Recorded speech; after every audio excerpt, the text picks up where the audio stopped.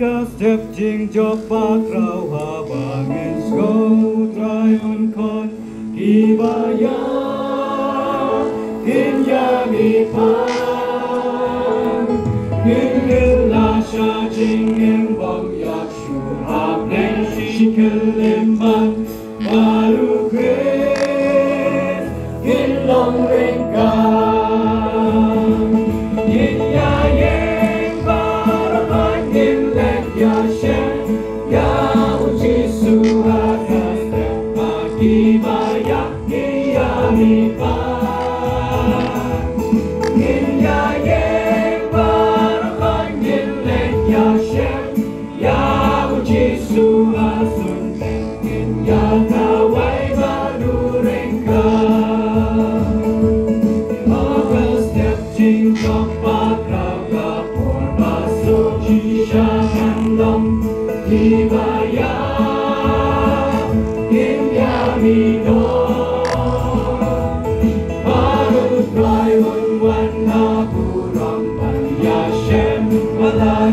Jom